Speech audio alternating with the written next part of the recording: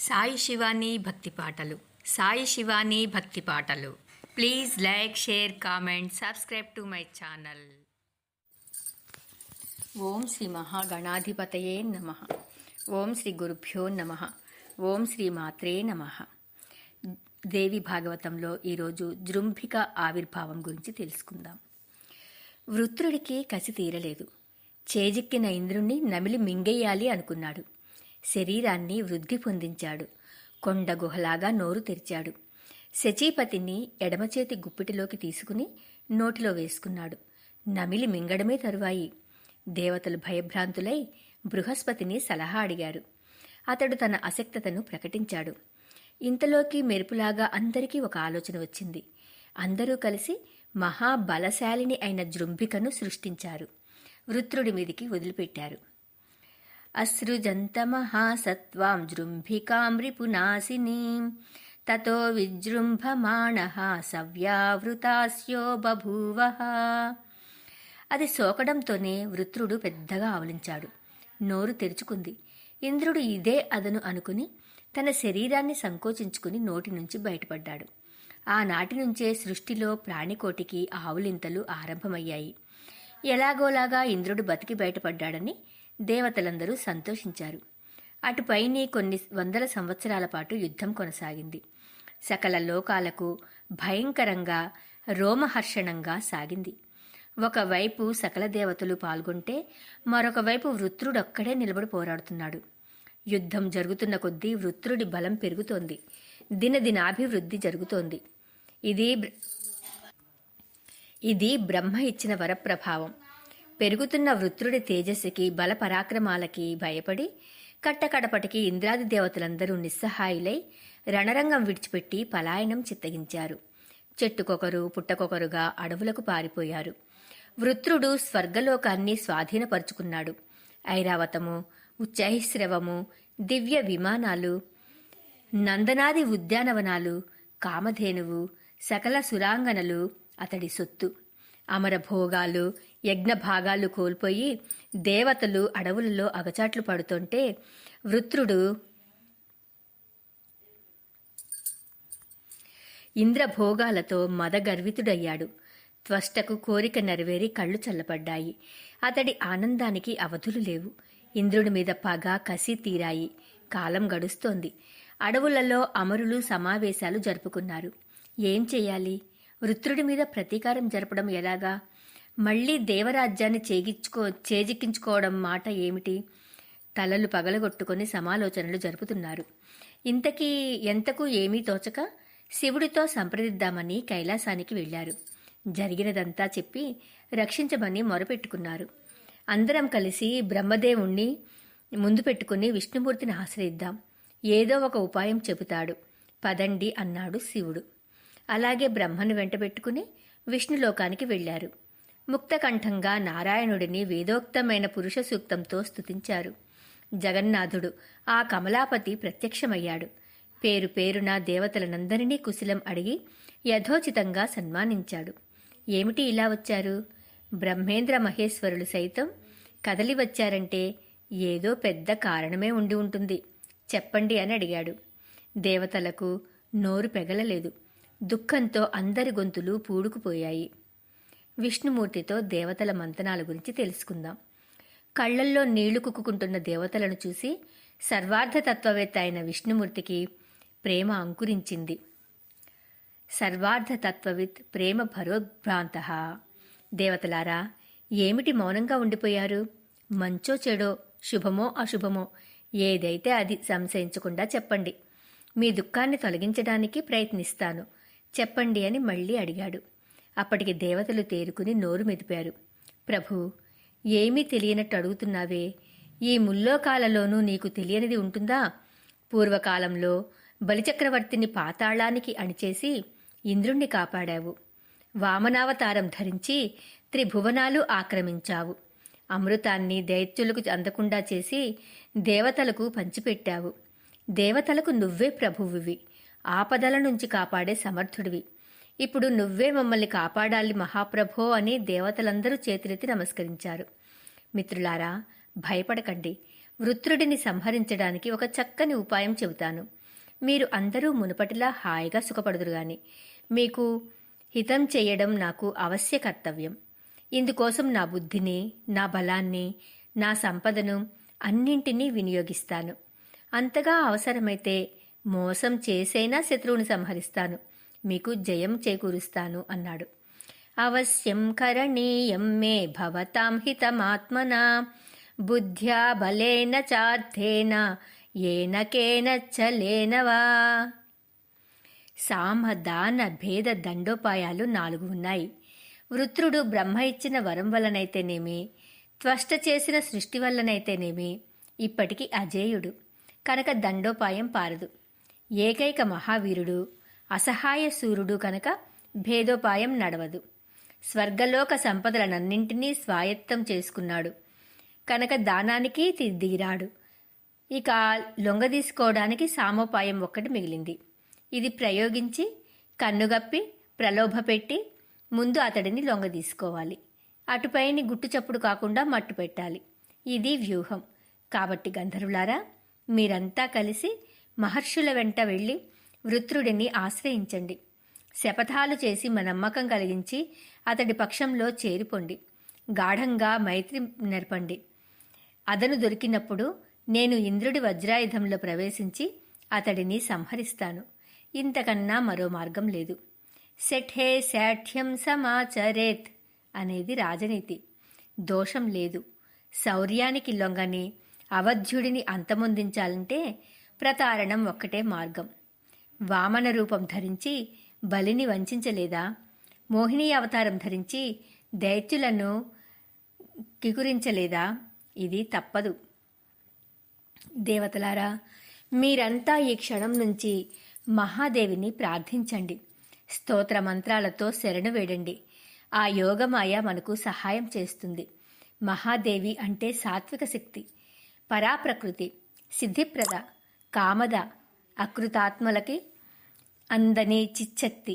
ఇంద్ర, నువ్వు కూడా పరాశక్తిని ఉపాసించు, ఆరాధించు, ప్రసన్నురాలిని చేసుకో. శత్రువును తేలికగా జయించగలుగుతావు. ఆవిడ జగన్మోహిని. వృత్రుడిని మోహపరిచి మట్టు పెడుతుంది. మోహితుడిని జయించడం బహుసులభం. అసలు జగదంబిక ప్రసన్నురాలైతే ఏదైనా సుఖసాధ్యమే. లేదంటే ఏ కోరిక తీరదు, ఏ ప్రయత్నము నెరవేరదు. ఆవిడ అంతర్యామి స్వరూపం, సర్వకారణ కారణురాలు. ప్రసన్నాయాం పరాంబాయాం సర్వం సాధ్యం భవిష్యతి. నో చేన్మనోరథా వాప్తిర్నా కస్యాపి భవిష్యతే. అందుచేత ఆ విశ్వజననిని సాత్విక భావాలతో సాత్విక మార్గంలో ఉపాసించండి. బలవంతుడైన శత్రువును ఎదుర్కోవలసి వచ్చినప్పుడు అమ్మవారిని ఆరాధించడం ఒక్కటే తక్షణ కర్తవ్యం. పూర్వకాలంలో మధుకైటభులతో నేను 5000 సంవత్సరాలు పోరాడి సంహరించగలిగానంటే అదంతా అమ్మ కరుణ. అప్పట్లో జగన్మాతను నేను ఎంతగా ఆరాధించానో బ్రహ్మదేవుడికి ఎరుక. ప్రసన్నురాలై మధు కైటభులను సమ్మోహపరిచింది కనుక నేను సంహరించగలను. అందుచేత మీరు శ్రీమాతను ఉపాసించండి, కార్యసిద్ధి అవుతుంది అన్నాడు. ఇక దేవతలు చేసిన దేవీస్తుతి గురించి తెలుసుకుందాం. శ్రీ మహావిష్ణువు చేసిన ఈ ఉపదేశానికి దేవతలు అందరూ సమ్మతించారు. మందారవన శోభితమైన మేరు పర్వత శిఖరం చేరుకున్నారు. ఏకాంత ప్రదేశంలో పద్మాసనాలు వేసుకుని కూర్చున్నారు. ధ్యానము, తపము, జపము చేసి సృష్టి సంహారకారిణి అయిన జగదంబికను స్తుతించారు. భక్తుల పాలిటి కామధేనువును ఆరాధించారు. సంసార క్లేశ వినాశినిని ఉపాసించారు. తల్లి, మేమంతా నీ పుత్రులం. కష్టాల కడిల్లో కొట్టుమిట్టాడుతున్నాం. వృత్రుడి బాధలు పడలేక అడవుల పాలయ్యాం. నువ్వే ఇలా ఉపేక్షించి ఊరుకుంటే ఇక మాకు దిక్కెవరు? తల్లి, మేము చేసిన అపరాధం ఏమిటి? మాత, ఎందుకని ఉపేక్షిస్తున్నావు? సకల లోకాలను సృష్టించిన దానవు నువ్వు. త్రిమూర్తులను కల్పించిన దానవు నువ్వు. వారు నీ కనుసలలో మెలిగే సేవకులు. ఇక మేమనగా ఎంత? నీ పసిబిడ్డలం. ఒకవేళ మేము తెలియక ఏదైనా తప్పు చేసినా క్షమించి కాపాడవలసిన తల్లివి నువ్వు. ఏ తప్పు చెయ్యని మమ్మల్ని కాపాడకపోతే ఎలాగా? నీ పాదాలు శరణవేడుతున్నాం. విభవ సుఖభోగ లుబ్ధులై మీరంతా నన్ను మర్చిపోయారు కాబట్టి కష్టాలు అనుభవించండి అని ఉపేక్షిస్తున్నావేమో అనుకుందామంటే అటువంటిది ఏమీ లేదే. నిన్ను మేమెప్పుడూ మర్చిపోలేదే. నిరంతరం ధ్యానిస్తూనే ఉన్నామాయే. ఒకవేళ మర్చిపోతే మాత్రం బిడ్డల పట్ల కన్నతల్లి చూపించవలసిన కరుణా కటాక్షరీతి ఇదేనా? నిజంగా మర్చిపోయి భోగభాగ్యాలలో తేలియాడుతూ మోహంలో కూరుకుపోయామంటే అది కూడా నీ కల్పనా విశేషమే కదా. నువ్వు స్వభావ కరుణామయివి. దయ చూపించకపోతే ఎలాగా? ఒకప్పుడు మహిషాసురుడిని సంహరించి మమ్మల్ని రక్షించావు. ఇప్పుడు ఈ లోక భీకరుడైన వృత్రుడిని ఖండించడానికి ఎందుకు సంశయిస్తున్నావో, ఎందుకని ఇంతకాలం ఉపేక్షిస్తున్నావో తెలియడం లేదు. శుంభ నిశుంభులను సంహరించినట్టే వృత్రుడిని సంహరించి మమ్మల్ని కాపాడు. స్వశక్తితో క్లేశాలు తొలగించి దేవతల ఆర్తిని దుఃఖాన్ని ఉపశమింపజేయగలిగిన సామర్థ్యం నీకు తప్ప మరెవ్వరికీ లేదు. అమ్మా, వృత్రుడి మీద నీకు దయ ఉండవచ్చు, అతనికి మేలు చేయవచ్చు, నువ్వు భావించవచ్చు. నిజానికి ఇప్పుడు వెంటనే సంహరించడమే అతనికి మేలు చేయడం. లేకపోతే ఆ జన దుఃఖకరుడు, కలుడు, పాపాత్ముడు, దుష్టబుద్ధి ఇంకా పాపకుప్పలో కూరుకుపోతాడు. అందుచేత ఉద్ధరించు, నీ బాణాలతో పవిత్రుని చెయ్యి అన్నాడు. వృత్రే దయాతనయది ప్రథితా తథాపి జహ్యేవ మాసు జన దుఃఖకరం ఖలంచ పాసాత్ సముద్దర భవాని శరైః పునానా నోచేత్ ప్రయాప్యతి తమో నన్ను దుష్టబుద్ధి. నువ్వు రాక్షసులను సంహరించడమంటే వారిని పరిపూతులను చేసిన నందనవనానికి పంపడమే కదా. ఈ వృత్రుడిని కూడా త్వరగా అలా పంపు. ఇతడు నీ సేవకుడని, నీ దయకు పాత్రుడని మేము విశ్వసించలేకపోతున్నాము. ఇటువంటి వాడే అయితే మమ్మల్ని ఎందుకు హింసిస్తాడు? మేము నీ పాదసేవకులమే కదా, నీ దయకు పాత్రమే కదా. నువ్వు రాక్షసులను సంహరించడమంటే వారిని పరిపూతులను చేసి నందనవనానికి పంపడమే కదా. ఈ వృత్రుడిని కూడా త్వరగా అలా పంపు. ఇతడు నీ సేవకుడని, నీ దయకు పాత్రుడని మేము విశ్వసించలేకపోతున్నాం. అటువంటి వాడే అయితే మమ్మల్ని ఎందుకు హింసిస్తాడు? మేము నీ పాదసేవకులమే కదా, నీ దయకు పాత్రులమే కదా అన్నారు. జగజ్జనని, అసలు నిన్ను పూజించడం ఎలాగా? ఈ ఫల పుష్పాదులన్నీ నీ నిర్మాణమే, మంత్రతంత్రాలు నీ సృష్టియే, మేమే నీ సృష్టి. నువ్వు పరాశక్తివి. నీ చరణాలకు శరణంటూ మొక్కడమే మేము చెయ్యగలిగిన పూజా విశేషం. సంసార జలధిని దాటించే నౌకలు నీ పాదపద్మాలు. వాటిని అర్చించగలిగిన మానవులు ధన్యులు. యోగులు మనస్సులో ధ్యానిస్తే మోక్షార్థులు అరిషడ్వర్గాలను జయించి నిన్ను ఉపాసిస్తున్నారు. సకల వేదవేత్తలైన యాజ్ఞికులు హోమకాలంలో నిన్ను స్మరిస్తున్నారు. దేవతలకు యజ్ఞభాగాలను పంచి తృప్తిపరిచే స్వాహాదేవివి నువ్వు. పితృదేవతలకు సంతుష్టి కలిగించే స్వధా స్వరూపానివి నువ్వు. మేధకాంతి, శాంతి బుద్ధి అన్నీ నువ్వే. నిన్ను సేవించే వారికి అవన్నీ అందించే మహావైభవం ప్రసాదిస్తున్నావు. నువ్వు దయామయివి, కృపాస్వరూపిణివి. దేవతల స్తుతులకు జగదీశ్వరి సంతృప్తి చెందింది, ప్రత్యక్షమయ్యింది. సౌందర్య రాశి, సర్వాభరణ భూషిత, తన్వి, పాశాంకుశధారిణి, చతుర్భుజ, చిరుగంటల చప్పుడుతో మనోహరంగా ఉన్న మొలనూలు ధరించింది. నూపురాల గలగలలు, కంకణాల గణగణలు,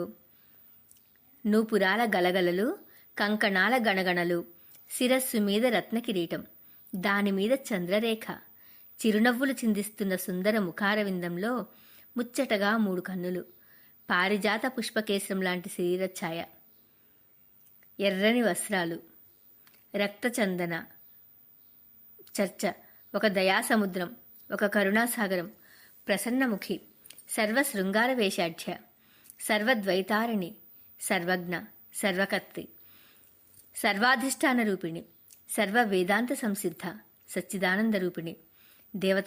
దేవతలంతా సాష్టాంగ నమస్కారాలు చేశారు. ఏమిటి పని? నన్ను ఎందుకు పిలిచారు అని అడిగింది.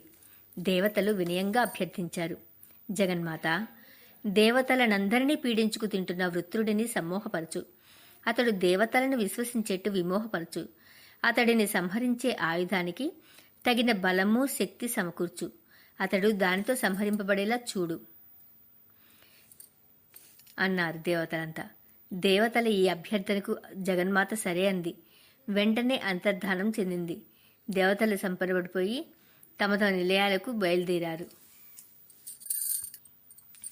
ఋషి దేవతల సామోపాయం. దేవతలు ఋషులు అందరూ కలిసి వృత్రుడి ఆశ్రమానికి బయలుదేరి వెళ్లారు. తపోమయ తేజస్సుతో అగ్నిలా ప్రజ్వరిల్లుతున్న వృత్రుడిని చూశారు. ముల్లోకాలను ఆక్రమిస్తున్నట్టుగా సకల దేవతలను స్వాధీనపరుచుకుంటున్నట్టు భాషించాడు. ఋషులు మెల్లగా సమీపించి ప్రేమగా పలకరించారు. దేవకార్య సిద్ధి కోసం సామోపాయంగా రసాత్మకంగా ప్రసంగించారు. వృత్ర వృత్ర మహాభాగ సర్వలోక భయంకర వ్యాప్తం త్వయైతత్సకలం బ్రహ్మాండమఖిలం కిలం. మహాభాగ, సర్వలోక భయంకర, వృత్ర, నీ తేజస్సు అనంతం, నీ తపస్సు అమోఘం. ఈ బ్రహ్మాండమంతటా నువ్వే వ్యాపించావు. నీకిప్పుడు ఇంద్రుడితో ఇక వైరమేమిటి? అది అతడికే కాదు, నీకు కూడా సౌఖ్య విఘాతకమే, ఇద్దరికీ దుఃఖప్రదమే. ఇద్దరి ఆలోచనలను నిరంతరం అదే మింగేస్తూ ఉంటుంది. మీరిద్దరూ హాయిగా కంటినిండా నిద్రపోయి ఎంతకాలమై ఉంటుందో. నువ్వు నిద్రపోవడం లేదు, అతడిని నిద్రపోనివ్వడం లేదు. శత్రుభయంతో చింతాతుడైనవాడు ఎంత బలశాలి అయినా సుఖంగా నిద్రపోగలడా? నత్వం స్వపిషి సంతుష్టో నాపి మఘవా తథా సుఖం స్వపితి చింతార్తో ద్వైరజం భయం. విలువైన కాలమంతా మీకు యుద్ధాలతోనే గడిచిపోతుంది. దేవతలు, దానవులు, మానవులు, సకల ప్రజలు ఇబ్బందులు పడుతున్నారు. ఎందరెందరో ప్రాణాలు కోల్పోతున్నారు. ఈ సంసారంలో సుఖాలు గ్రహించాలని, దుఃఖాలు విడిచిపెట్టాలని పెద్దల మాట. దీనికి పూర్తి వ్యతిరేకంగా చేస్తున్నారు మీరు. ఒకడితో వైరం పెట్టుకుంటున్నాడు అంటే ఇక వాడికి సుఖం ఉండదు అనేది ఖచ్చితమైన నిర్ణయం. దీన్ని సంగ్రామ రసికులైన శూరులు అభిలషించి ప్రశంసించవచ్చు గాని పండితులు మాత్రం హర్షించరు. నసుఖం కృత వైరస్య భవతీతి వినిర్ణయః సంగ్రామరసికాః శూరాః ప్రశంసంతి న పండితాః. పంచేంద్రియ సుఖాలను హరిస్తుంది యుద్ధం. శృంగార చతురులు పుష్పాలతోనైనా యుద్ధాలు చేయకూడదంటారు. మీరేమిటో తీవ్ర విసుకాలతో సంవత్సరాల తరబడి సంగ్రామాలు చేస్తున్నారు. యుద్ధంలో విజయం అనేది ఎప్పుడూ సందేహాస్పదమే. కానీ అందరికీ గాయాలు అవ్వడం అనేది మాత్రం ఖాయం. జయాపజయాలే కాదు, ఈ విశ్వమంతా దైవాధీనం. ఇది తెలిసి మీరు కలహించుకుంటున్నారంటే ఏమనాలి? సకాలంలో స్నానం చేయడం, భోజనం చేయడం, శయనించడం, భార్యతో పరిచర్యలు పొందడం, ఇవి కదా సంసారంలో సుఖాలు. వీటిని మీరు పొంది ఎన్ని వందల సంవత్సరాలైంది? ఒక్కసారి ఆలోచించు. యుద్ధంలో ఏ సుఖం ఉందని మీరు కత్తులు దూస్తున్నారో మాకైతే ఎంతకీ అర్థం కావడం లేదు. మరణించాక ఏదో స్వర్గసుఖం లభిస్తుందంటారు. దానికోసమైనా జీవితకాలాన్ని వృధా చేసుకోవడం? ఇది చాలా ప్రలోభ పెట్టే కావ్యం. అంతకన్నా పనికిమాలిన మాట మరొకటి ఈ సృష్టిలో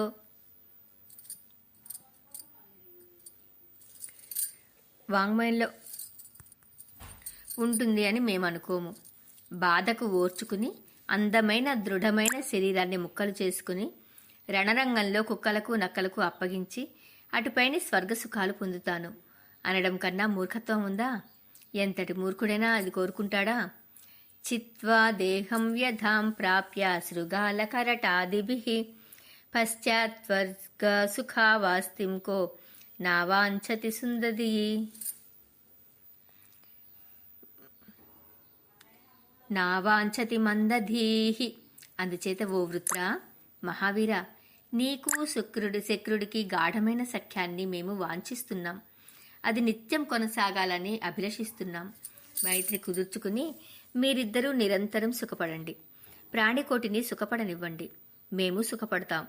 వైరం శాంతించి యుద్ధభయం తొలగిపోతే అది అందరికీ ఆనందదాయకం.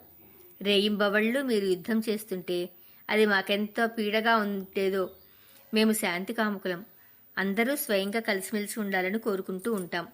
మా వంటి మునులు అవసరాన్ని బట్టి నిన్ను గాని ఇంద్రుణ్ణి గాని సుఖంగా సమీపించాలి అంటే అవకాశం ఉండేది కాదు కదా ఇన్నాళ్లును. ఇకనైనా మాకు అది దక్కాలి. వృత్ర, మీ ఇద్దరికీ మేము మధ్యవర్తులం. ఒట్టు వేయించి మీ ఇద్దరికీ మైత్రి కుదర్చాలనేది మా సంకల్పం. ఇంద్రుడు ఇక్కడికి వస్తాడు. నీ ఎదుటనే మేము చెప్పినట్టల్లా శపథాలు చేస్తాడు. నీ మనస్సుకి తగిలిన సంతృప్తికు సంతోషం కలిగిస్తాడు. శక్రస్తు శపథాన్ కృత్వా యథోక్తాంశ్చ తవాగ్రతః చిత్తం తే ప్రీతి సంయుక్తం కరిష్యతి తు సాంప్రతం. ఈ ధర సత్యాధార. సూర్యుడు సత్యాధారుడు. సత్యశక్తితోనే అతడు ప్రజ్వరిల్లుతున్నాడు. వాయువు వీస్తున్నది సత్యం వల్లనే. సముద్రుడు మేరమీరడం లేదన్నా సత్యమే కారణం. అందుచేత మీ ఇద్దరికీ ఇవి సాక్షిగా సత్యమైన సఖ్యము ఏర్పడుగాక. ఇద్దరూ కలిసి ఒక్కంచంలో తింటూ ఒక్క మంచంలో నిద్రిస్తూ సుఖంగా జీవించండి. ఆనందంగా క్రీడించండి. సంతోషంగా విహరించండి. ఇక వృత్ర దేవేంద్రుల సంధి గురించి తెలుసుకుందాము. మహర్షుల ప్రసంగానికి వృత్రుడు ప్రసన్నుడయ్యాడు. వినయంగా స్పందించాడు. మహానుభావులారా, మీరంతా మహాతపస్సులు, మాననీయులు. మీ వంటి మహామునులు మిథ్యావాదాలు చేయరు. సదాచార పరాయణులై శాంతచిత్తులు. మీరు మోసాలు చేయరు. మీకు అవి తెలియవు కనుక చెబుతున్నాను.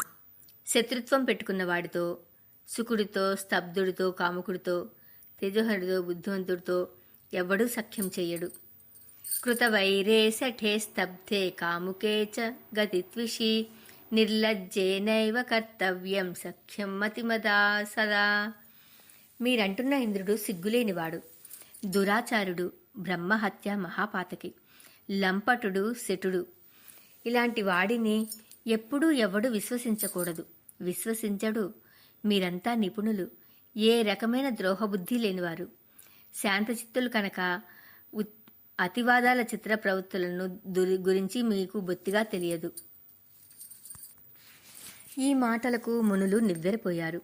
అయినా ప్రయత్నం విడిచిపెట్టలేదు. సంభాషణ కొనసాగించారు. వృత్ర, ఎవడు చేసుకున్న కర్మ వాడు అనుభవిస్తాడు. అది శుభమైనా అశుభమైనా అనుభవించక తప్పదు. ఒకడికి ద్రోహం చేసి ఎవడైనా శాంతిగా బతకగలడా? ఎంతగా మనస్సును చంపుకుంటే మాత్రం వాడికి శాంతి ఉంటుందా? విశ్వాసఘాతకుడు నరకానికి పోతాడు. బతికుండగానే మహా దుఃఖం అనుభవిస్తాడు. బ్రహ్మహంతలకు నిష్కృతి ఉంది. సురాపానం చేసిన వారికి ప్రాయశ్చిత్తం ఉంది. విశ్వాసఘాతకులకు, మిత్రద్రోహులకు మాత్రం నిష్కృతి లేనే లేదు. నిష్కృతి బ్రహ్మహంతॄణాం సురాపానాం చ నిష్కృతి విశ్వాసఘాతినాం నైవ మిత్రద్రోహకృతామపి. అందుచేత ఓ సర్వజ్ఞుడా, ఇంద్రుడితో సంధి చేకూర్చుకోవడానికి నీ మనస్సులో ఉన్న విషయం ఏమిటో నువ్వే చెప్పు. దాని ప్రకారమే మీ ఇద్దరికి ఒడంబడికి కుదురుస్తాం, మైత్రి ఏర్పరుస్తాం. విప్రులారా, నాకున్న వరం మీకు తెలుసు కదా.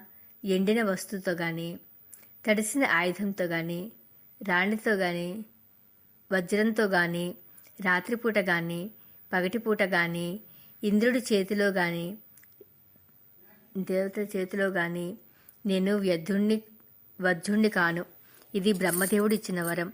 దీనికి కట్టుబడి మీరు సంధి కుదిర్చగలితే కుదర్చండి. అది ఒక ఎదురుతోనే. ఈ నియమానికి మునీశ్వరులు వెంటనే అంగీకరించారు. ఇంద్రుణ్ణి పిలిపించారు. అతడి సమక్షంలో నియమం మరొకసారి స్పష్టంగా వినిపించారు. ఇంద్రుడు అంగీకరించాడు. చెయ్యమన్న శపథాలన్నీ చేశాడు. వెయ్యమన్న ఒట్లు అన్నీ వేశాడు. అప్పటికి ఇంద్రుడికి భయం వదిలిపోయింది. జ్వరం తగ్గిపోయింది. అగ్నిదేవుడు సాక్షిగా మునీశ్వరుల సన్నిధిలో వృత్ర దేవేంద్రులకు సంధి కుదిరింది. వృత్రుడు ఇంద్రుడి శపథాలు పూర్తిగా విశ్వసించాడు. మిత్రుడయ్యాడు. ఇద్దరూ ఆత్మీయంగా సహచరులయ్యారు. ఒకప్పుడు నందనవనంలో, ఇంకొకప్పుడు గంధమాధన పర్వతం మీద, మరొకప్పుడు సముద్ర తీరంలో ఆనందంగా అరవరిక లేకుండా క్రీడిస్తున్నారు. వృత్రుడు మైమరిచి ఆనందిస్తున్నాడు. ఇంద్రుడు మాత్రం ఎప్పటికప్పుడు ఉపాయాలను ఆలోచిస్తున్నాడు. అతడిని సంహరించే అవకాశం కోసం జాగరూకుడై ఎదురుచూస్తున్నాడు. ఎప్పుడూ ఉద్విగ్నంగానే కనిపిస్తున్నాడు. శక్రో శివద కామాస్తు తదుపాయాన చింతయత్ రంధ్రాన్వేషి సముద్విగ్నస్తదాసి గగనమఘనాసిద్భృసం. కాలం గడుస్తోంది. నెలలు, సంవత్సరాలు గడుస్తున్నాయి. దారుణమైన ఇంద్రుణ్ణి నిజంగానే విశ్వసించాడు కొడుకు అని గ్రహించి ఒక రోజున త్వష్ట స్వయంగా బయలుదేరి వృత్రుడి దగ్గరికి వచ్చాడు. నాయనా, పుత్రా, హితం చెబుతున్నాను వినరా తండ్రి. శత్రుత్వం పెట్టుకున్న వాడిని ఎప్పుడు నమ్మకూడదు.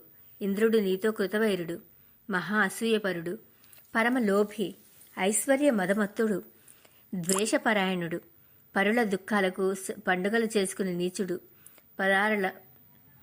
పరదార లంపటుడు, పాపి, నయవంచకుడు, నిరంతరం రంధ్రాన్వేషి, ద్రోహబుద్ధి, మాయావి, మదగర్వితుడు, తల్లి గర్భంలోకి ప్రవేశించి గర్భవిచ్ఛేదం చేసిన క్రూరుడు, పాపభీతి ఏమాత్రమూ లేనివాడు. అతడిని నువ్వు విశ్వసిస్తున్నావు. ఇది నీకు తగదు. ఒకసారి మహాపాపం చేసిన వాడికి ఇక సిగ్గేమిటి ఎగ్గేమిటి? ఎన్ని పాపాలైనా ఎన్నిసార్లైనా చేస్తాడు. పుత్రగా, ఇంద్రుడిని నమ్మకు అని ప్రేమగా ఉపదేశించాడు. కానీ వృత్రుడు వినిపించుకోలేదు. పోగాలం దాపురించింది. ఎలా వింటాడు? ఇదండి ఈరోజు దేవి భాగవతంలో. రేపటి రోజున వృత్ర వధ గురించి తెలుసుకుందాం. ఓం శ్రీ మాత్రే నమః.